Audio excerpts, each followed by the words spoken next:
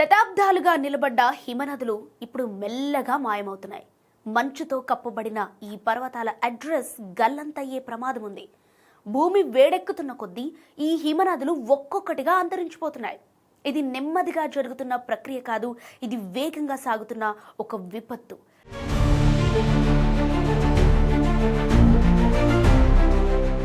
తాజా అంతర్జాతీయ పరిశోధన ప్రకారం రానున్న దశాబ్దాల్లో ప్రపంచవ్యాప్తంగా ప్రతి సంవత్సరం వేలాది హిమనదులు పూర్తిగా కనుమరుగయ్యే ప్రమాదం ఉంది.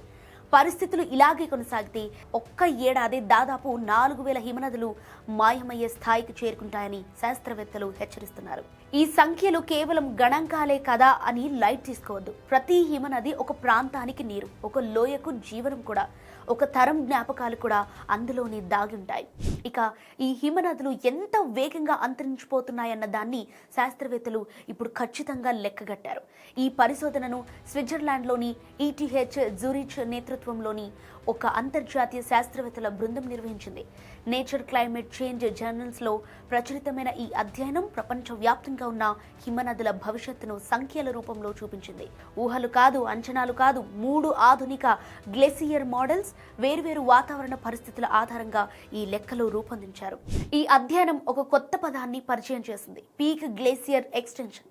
అంటే ఒకే సంవత్సరంలో అత్యధిక సంఖ్యలో హిమనదులు పూర్తిగా అంతరించిపోయే క్షణం. భూమి ఉష్ణోగ్రతలు 1.5 డిగ్రీల వరకు పెరిగితే ఈ పీక్ 2041లో వస్తుందని శాస్త్రవేత్తలు చెబుతున్నారు. ఆ ఏడాది ఒక్కటే దాదాపు 2000 హిమనదులు మాయమవుతాయట. అదే ఉష్ణోగ్రతలు 4 డిగ్రీలకు చేరితే అప్పుడు ఆ ఒక్క ఏడాదిలోనే 4000 హిమనదులు అంతరించిపోతాయి. అంటే భూమి 1 డిగ్రీ ఎక్కువ వేడెక్కితే నష్టం రెట్టింపు అవుతోంది. ఈ ప్రభావం మొదటగా చిన్న హిమనదులు ఎక్కువగా ఉన్న ప్రాంతాల్లో కనిపిస్తుంది. ముఖ్యంగా ఆల్ప్స్ లాంటి పర్వత ప్రాంతాల్లో కనిపిస్తుంది. ప్రస్తుతం ఆల్ప్స్ లో సుమారు 3000 హిమనదులున్నాయి. కానీ భూమి ఉష్ణోగ్రతలు 2.7 డిగ్రీలు పెరిగితే 2100 నాటికి వాటిలో కేవలం 110 మాత్రమే మిగిలే అవకాశం ఉంది. అంటే 97% హిమనదులు కనుమరుగవుతాయి. ఒకవేళ ఉష్ణోగ్రతలు 4 డిగ్రీలకు పెరిగితే మిగిలేది కేవలం 20 హిమనదులు మాత్రమే. ఇక్కడ మరో భయానకమైన విషయం ఏంటంటే పెద్ద హిమనదులు కూడా ఇక సురక్షితంగా లేవు.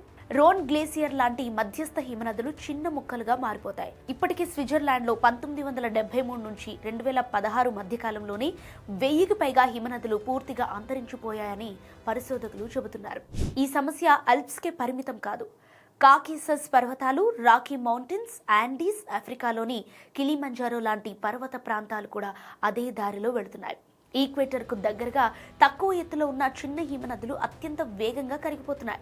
ఈ ప్రాంతాల్లో రానున్న 10 నుంచి 20 సంవత్సరాల్లో సగానికి పైగా హిమనదులు పూర్తిగా మాయమవుతాయని శాస్త్రవేత్తలు హెచ్చరిస్తున్నారు. ఇక హిమనదులు కరిగిపోతే సముద్ర మట్టం పెరుగుతుందన్న మాట మనం చాలాసార్లు విన్నాం. కానీ ఈ అధ్యయనం మరో ముఖ్యమైన విషయాన్ని చెబుతోంది. ఒక చిన్న హిమనది కరిగితే సముద్ర మట్టం మీద పెద్దగా ప్రభావం ఉండకపోవచ్చు.